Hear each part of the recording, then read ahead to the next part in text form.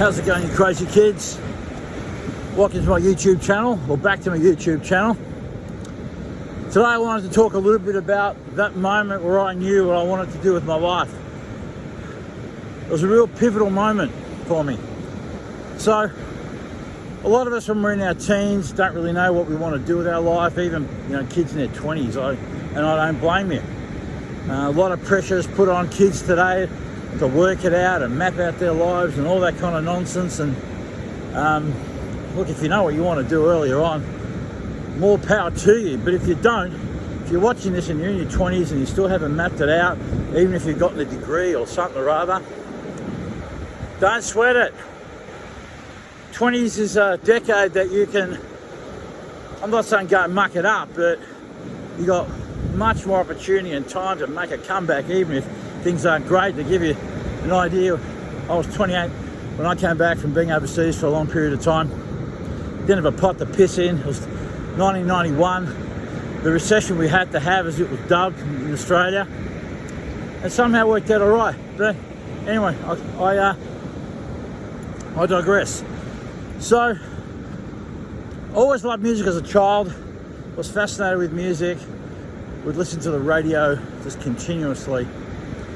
And I used to work at, my dad had a business, a little, well, I guess we'll call it a canteen, a very busy part, a suburb called Port Melbourne, when Australia used to have a manufacturer, it was full of factories, and get there very early of the morning and leave when the night shift workers started. So, and I remember how tough it was getting up at 5 a.m. to get to the shop in order for it to be ready to open for business for the first people who were punching on for their morning shift or coming off their night shift for that matter.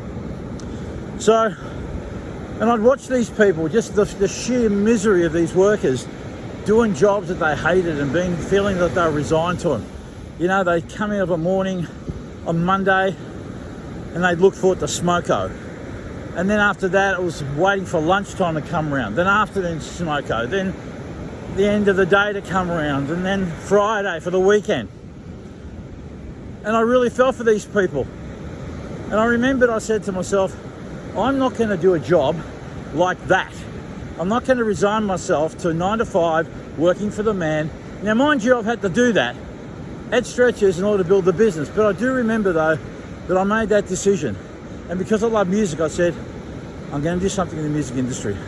I didn't exactly know what, and I certainly didn't know how, but I was determined that by hook or crook, or by crook, I was not going to end up like those poor bastards who'd seemed like a life sentence.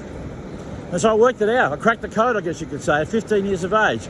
Cracked the code, by that I mean I knew that I wanted to do something in music.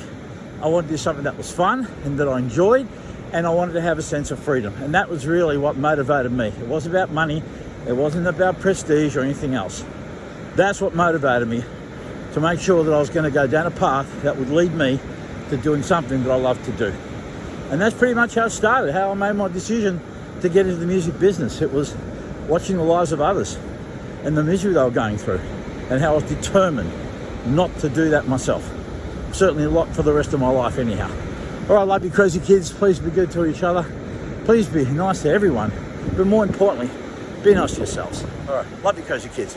See you in another video. Oh, please, as I've been reminded, please like, subscribe.